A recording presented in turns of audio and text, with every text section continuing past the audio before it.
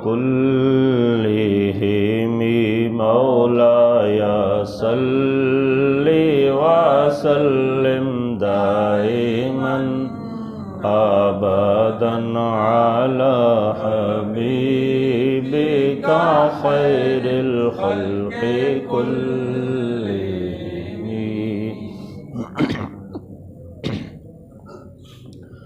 بسم اللہ الرحمن الرحیم. الحمد للہ رب العالمین والصلاة والسلام علی سید الانبیاء والمرسلین. اما بعد فاعوذ باللہ من الشیطان الرجیم. بسم اللہ الرحمن الرحیم. لا تحسبن الذين يفرحون بما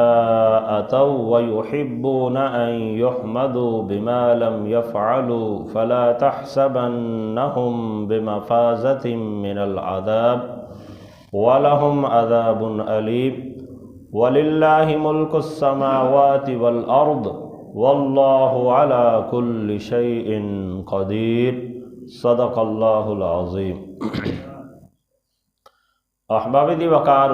آج ہمیں سورہ آل عمران کی آیت نمبر 188 اور آیت نمبر 189 پڑھنے کی سعادت حاصل ہو رہی ہے. ان دو آیات میں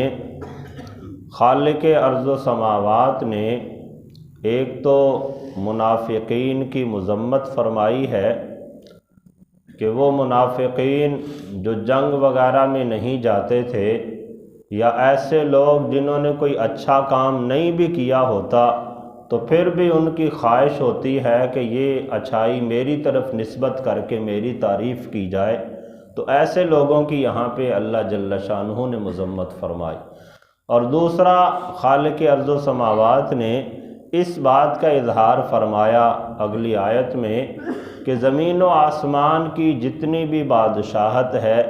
جتنی بھی قوتیں اور طاقتیں ہیں، وہ ساری کی ساری کما حقہ اللہ ہی کے لیے ہیں. اور اللہ کی عطا سے پھر رب تعالیٰ جسے چاہتا ہے کائنات کے کچھ حصے کا مالک بنا دیتا ہے. کسی کو کسی گاڑی کا مالک بنا دیا، زمین کے کسی حصے کا مالک بنا دیا، لیکن حقیقی مالک اللہ جل شانہ کی ذات گرامی ہے. ارشاد فرمایا لا تحسبن الذين يفرحون بما اتوا ويحبون ان يحمدوا بما لم يفعلوا. ان کے متعلق ہرگز نہ سمجھنا جو اپنے کاموں پر خوش ہوتے ہیں، یا وہ کام جو انہوں نے نہیں کیا اور ان کی خوشی یہ ہوتی ہے کہ اس کام پر بھی ہماری تعریف کی جائے. تو فرمایا فلا تحسبنہم بمفازۃ من العذاب. آپ یہ گمان نہ کریں کہ ان کا اس طرح سے کام کیے بغیر ہی یہ خواہش کرنا کہ میرے اس کام پہ خوشی کی جائے یا میری داد دی جائے. تو فرمایا ان کا یہ طریقہ کار ایسا نہیں ہے کہ جو انہیں عذاب سے بچا سکے. فلا تحسبنہم بمفازۃ من العذاب. ان لوگوں کے متعلق ہرگز یہ گمان نہ کر لینا کہ وہ عذاب سے نجات پا جائیں گے، بلکہ فرمایا وَلَهُمْ عَذَابٌ عَلِيمٌ. ان کے لیے دردناک قسم کا عذاب ہوگا. اس آیت کے پس منظر میں مفسرین کرام نے حضرت سیدنا ابو سعید رضی اللہ تعالیٰ عنہ سے مروی ایک حدیث مبارکہ بیان کی ہے. آپ بیان فرماتے ہیں کہ جب رسول کریم صلی اللہ تعالیٰ علیہ وسلم کسی غزوہ کے لیے تشریف لے جاتے تو منافقین میں سے بعض لوگوں کا طریقہ کار یہ تھا کہ وہ غزوہ میں حضور کے ساتھ جاتے ہی نہیں تھے. جب نبی علیہ السلام چلے جاتے غزوہ کے لیے تو بعد میں یہ خوشی مناتے، خوش ہوتے کہ ہم نے دھوکہ دے لیا. وہ لوگ جہاد کے اندر جا کے سفر کی مشقتیں برداشت کر رہے ہیں، دشمن سے لڑ رہے ہیں، اور ہم مزے سے اپنے گھروں کے اندر بیٹھے ہیں. اس بات پر وہ خوشی کا اظہار کرتے. پھر جب مسلمان جنگ کر کے واپس آ جاتے تو ایسے موقع پر پھر یہ جھوٹی قسمیں دے کر اور طرح طرح کے ہیلے بہانے کر کے حضور کو راضی کرنے کی کوشش کرتے کہ یا رسول اللہ ہم تو یہ فلاں مجبوری تھی فلاں مجبوری تھی، اس وجہ سے ہم وہاں پہ نہیں جا سکے، تو جب ان کا عذر قبول کر لیا جاتا تو پھر ان کی خواہش یہ ہوتی تھی کہ لوگ یہ سمجھیں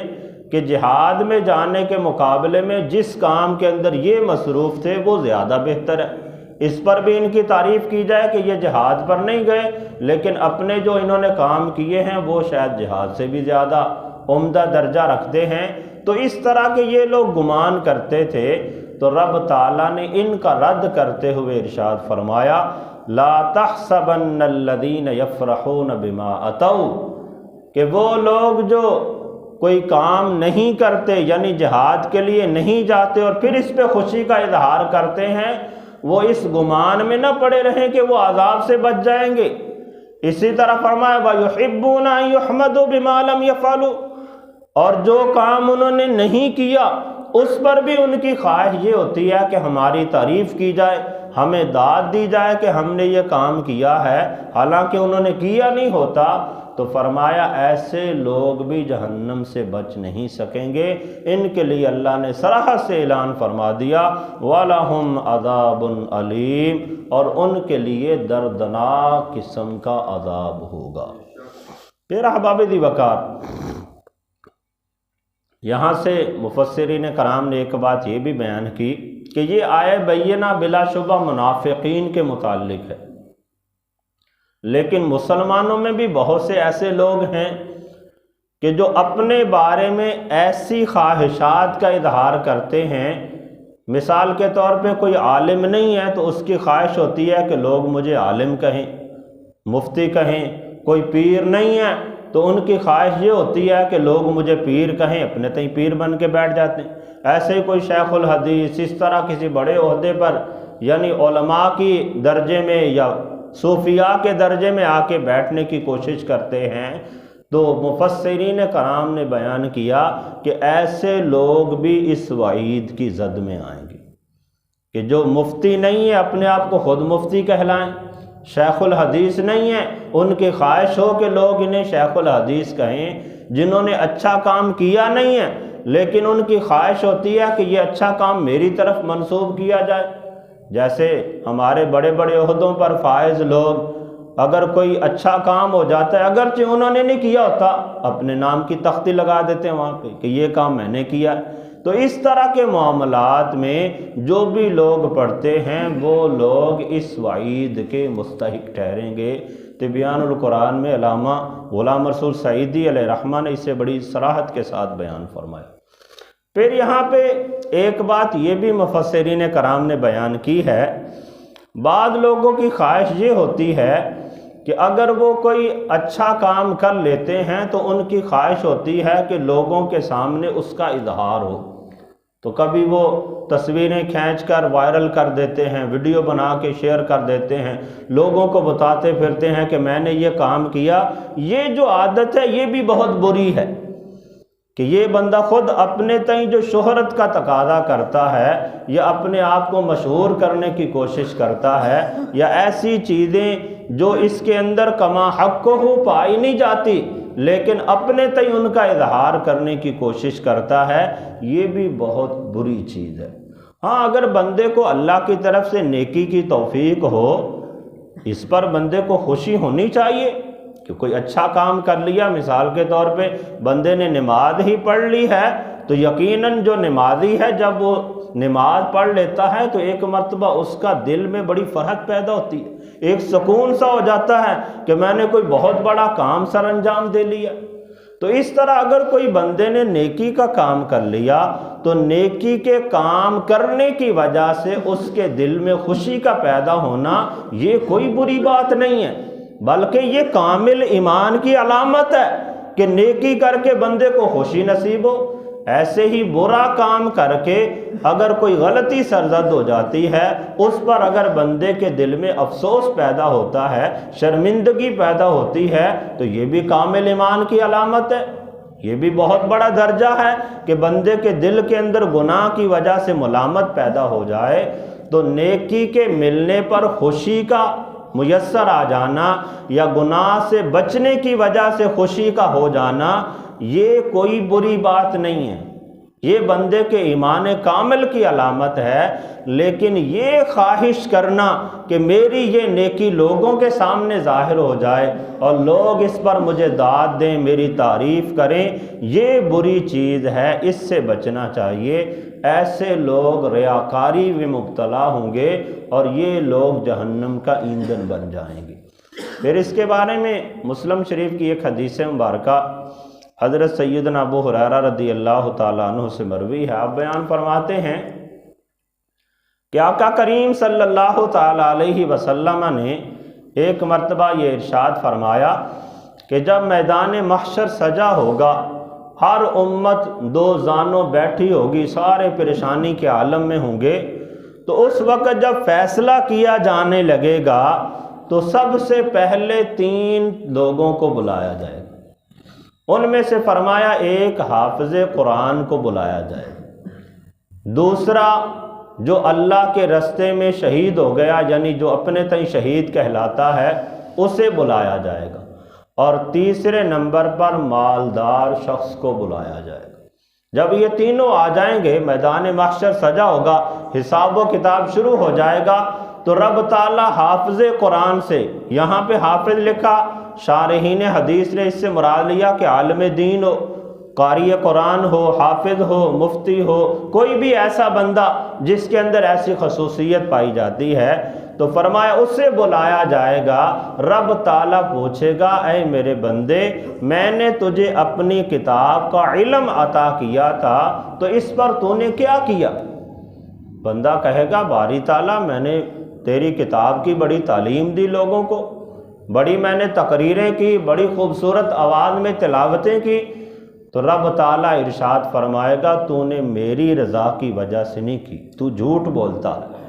اسی طرح رب تعالیٰ کے جو فرشتے ہیں وہ بھی فوراً گواہی دیں گے، ہاں باری تعالیٰ یہ جھوٹ بولتا ہے، اس نے تجھے راضی کرنے کے لیے بڑی بڑی تقریریں نہیں کی، اس نے تجھے راضی کرنے کے لیے خوبصورت آواز میں قرآن نہیں پڑھا، بلکہ یہ تو لوگوں کو خوش کرنا چاہتا تھا۔ تو رب تعالیٰ فرمائے گا کہ جس کام کے لیے تو نے یہ کتاب پڑھی وہ کام تو ہو گیا، تیری خواہش تھی کہ لوگ تیری واہ واہ کریں، بڑا خوبصورت قرآن پڑھتا ہے، بڑی عمدہ تقریر کرتا ہے، وہ تو دنیا میں کہا جا چکا، گویا کہ جو اجر تیرا مطالبہ تھا وہ تجھے دنیا میں ہی مل گیا۔ پھر شہید کو لایا جائے گا، اللہ تعالیٰ فرمائے گا، میں نے تجھے جوانی دی، قوت دی، طاقت دی، تو نے میرے لیے کیا کیا؟ بندہ کہے گا، باری تعالیٰ میں نے اپنی جوانی تیرے نام پہ نچھاور کر دی، اپنی زندگی جہاد کے اندر گزار دی، دشمن سے لڑتا رہا، یہاں تک کہ میں نے اپنی جان قربان کر دی۔ رب تعالیٰ فرمائے گا، تو جھوٹ بولتا ہے، تو نے جو جان دی ہے میری رضا کی خاطر نہیں دی۔ رب تعالیٰ کے فرشتے بھی فوراً گواہی دیں گے، ہاں باری تعالیٰ یہ جھوٹ بولتا ہے، یہ جو قتل ہوا ہے جنگ کے اندر اگرچہ قتل ہوا ہے، لیکن اس نے تیری رضا کی خاطر جہاد نہیں کیا، بلکہ یہ تو جنگ کے لیے اس لیے جاتا تھا کہ لوگ کہیں بڑا بہادر ہے، بڑا نہ ڈر ہے، دشمن کے سامنے سینہ تان کے کھڑا ہو جاتا ہے، بڑا بہادر ہے۔ تو رب تعالیٰ فرمائے گا، جو تیری خواہش تھی، جس نیت سے تو نے کام کیا، وہ بدلہ تو تجھے دنیا میں مل گیا، لوگوں نے تیرے نام کے نعرے لگا دیے کہ بڑا بہادر ہے، اپنی جان تک قربان کر دی۔ پھر فرمایا کہ تیسرے بندے مالدار کو لایا جائے گا، رب تعالیٰ پوچھے گا، اے میرے بندے، میں نے تجھے دنیا میں بڑا مال دیا تھا، بڑی شان و شوکت دی تھی، تو نے میرے لیے کیا کیا؟ بندہ کہے گا، باری تعالیٰ میں نے تیری رضا کی خاطر بڑے غریبوں محتاجوں کی مدد کی ہے، بچیوں کی شادیاں کروائی ہیں، غریبوں محتاجوں کے اندر بڑا مال بانٹا ہے۔ رب تعالیٰ فرمائے گا، تو جھوٹ بولتا ہے، یہ سارے کام تو نے میری رضا کی خاطر نہیں کیے۔ رب تعالیٰ کے فرشتے بھی گواہی دیں گے، ہاں باری تعالیٰ یہ جھوٹ بولتا ہے، اس نے اپنا مال تیری رضا کی خاطر خرچ نہیں کیا، بلکہ یہ تو ایک سلائی مشین بھی کسی کو دیتا تھا تو تصویریں کھینچ کر پورے معاشرے کے اندر وائرل کر دیتا تھا کہ لوگ کہیں جی یہ فلاں صاحب نے فلاں کو سلائی مشین دی ہے، اس طرح اس نے تو جتنے بھی لوگوں کو صدقات و خیرات دیے، باری تعالیٰ اس کی نیت تو تیری رضا تھی ہی نہیں، یہ تو دنیا میں بلے بلے چاہتا تھا کہ لوگ کہیں بڑا سخی ہے، بڑی غریبوں محتاجوں کی مدد کرتا ہے۔ تو رب تعالیٰ بھی ارشاد فرمائے گا، ہاں میرے بندے، تو نے تو اپنا مال اس کام کے لیے خرچ کیا کہ لوگ تجھے سخی کریں، لوگ تیری واہ واہ کریں، وہ تو دنیا کے اندر ہو گیا، جو تیرا مطالبہ تھا وہ تجھے دنیا کے اندر ہی ادا ہو گیا۔ پھر حضرت ابو ہریرہ فرماتے ہیں کہ حضور نے مجھے مخاطب کر کے اپنے گھٹنے پہ ہاتھ مارتے ہوئے کہا، فرمایا، اے ابو ہریرہ، یہ 3 قسم کے لوگ ہیں جن پر سب سے پہلے جہنم کو بڑکایا جائے گا۔ تو احباب دی وقار، یہاں سے ہمیں یہی درس مل رہا ہے کہ جو بندہ ریاکاری کے لیے کوئی کام کرتا ہے، لوگوں کے دکھلاوے کے لیے کوئی کام کرتا ہے، یا کوئی اچھا کام کر کے اس کی خواہش یہ ہوتی ہے کہ میرے اس کام کا معاشرے میں تذکرہ ہو، لوگ مجھے داد دیں، میری واہ واہ کریں، تو یہ ریاکاری میں آ جاتا ہے۔ ایسی صورت میں بندے کے عمل کی جزا ختم ہو جاتی۔ ایک اور حدیث مبارکہ میں آتا ہے کہ رب تعالیٰ جب لوگوں کو ان کے اعمال کی جزا دے رہا ہوگا، سب کو ان کے اعمال کا اچھا بدلہ مل رہا ہوگا، ایک بندہ آئے گا، باری تعالیٰ مجھے بھی جزا ملنی چاہیے میرے اعمال کی، تو رب تعالیٰ اسے یہ کہہ کر ددکار دے گا، ارشاد فرمائے گا، جن لوگوں نے میری رضا کی خاطر اعمال کیے انہیں جزا میں نے دے دی ہے، تو نے جن لوگوں کو خوش کرنے کے لیے کام کیا تھا تو ان سے جا کے اپنی جزا لے۔ تو اس لیے احباب دی وقار، ہمارے دلوں کے اندر اخلاص ہونا چاہیے، جو بھی کام کریں خالصتاً اللہ کی رضا کی خاطر کریں۔ اس پر پھر بندے کو دنیا میں بھی رب تعالیٰ نے عزت و عطا فرما ہی دینی ہے، حقیقی عزت اور کامیابی رب تعالیٰ آخرت میں عطا فرمائے گا۔ پھر آگے ارشاد فرما، وَلِلَّهِ مُلْكُ السَّمَاوَاتِ وَالْأَرْضِ، زمین و آسمان کی جو بھی بادشاہت ہے یہ سب کی سب اللہ ہی کے ملک ہے، اللہ ہی حقیقی معنوں میں بادشاہ ہے۔ تو اگر ہمیں کچھ دنیا کی دولت مل جائے، چاہے وہ علم کی شکل میں ہو، چاہے وہ قوت و طاقت کی شکل میں ہو، چاہے وہ مال کی شکل میں ہو، تو بندہ اگر اسے خرچ کر دیتا ہے تو اسے فخر نہیں کرنا چاہیے، بلکہ پھر بھی اللہ کا شکر ادا کرنا چاہیے۔ اے باری تعالیٰ، یہ علم کی خیرات تو نے ہی مجھے دی تھی، میں نے تیرے ہی نام پہ خرچ کی، اس میں میری کیا بھلائی ہے، میرا کیا مقام ہے اس کے اندر۔ اسی طرح اگر مال ملا ہے اللہ کی راہ میں خرچ کر کے، تو اللہ کا شکر ادا کرے، عاجزی انکساری کرے کہ باری تعالیٰ میں نے کیا کیا، تیرا دیا ہوا مال تھا، تیری راہ میں خرچ کر دیا، تعریف تو تیرے لیے ہے، میری کیا تعریف ہے، کون سا میں نے اپنا مال خرچ کیا، تیرا ہی مال تھا نا، تو ہی حقیقی بادشاہ ہے، تو ہی حقیقی مالک ہے۔ تو پھر احباب دی وقار، جب بندہ اس انداز سے عمل کرے گا تو اس کا اعمال دنیا و آخرت کے اندر اس کے لیے بلائی کا سبب بنے گا۔ تو اللہ نے ارشاد فرمایا، وَلِلَّهِ مُلْكُ السَّمَاوَاتِ وَالْأَرْضِ، آسمانوں اور زمینوں کی ملک اللہ ہی کی ملکیت، اللہ ہی بادشاہ ہے۔ وَاللَّهُ عَلَى كُلِّ شَيْءٍ قَدِيرٌ، اور اللہ تعالیٰ ہر چیز پر قادر ہے۔ وہ چاہے تو کسی بڑے سے بڑے عالم کے علم چھین کر اسے جاہل کے درجے میں لے جائے، اور چاہے تو کوئی پرلے درجے کا جاہل ہو، اسے ذرا سی بھی بصیرت نہ ہو، رب تعالیٰ چاہے تو اپنی طرف سے اسے بغیر پڑھے ہی ایسی بصیرت عطا فرما دے کہ بڑے بڑے PhD اس کے سامنے دنگ رہ جائیں، یہ رب تعالیٰ کی طرف سے ہے۔ اسی طرح مال و دولت کے حساب سے بڑے بڑے مال و دولت والے جہاں پہ بعض اوقات روپیہ خرچ کر کے ثواب حاصل نہیں کر سکتے، بعض اوقات کوئی غریب بندہ وہاں پہ خرچ کر کے ان سے کئی گنا ثواب زیادہ حاصل کر لیتا ہے۔ اللہ تعالیٰ کی بارگاہ میں دعا ہے، رب تعالیٰ ہم سب کو اخلاص کی دولت عطا فرمائے اور قرآن و سنت کی تعلیمات کے مطابق عمل پیرا ہونے کی توفیق عطا فرمائے۔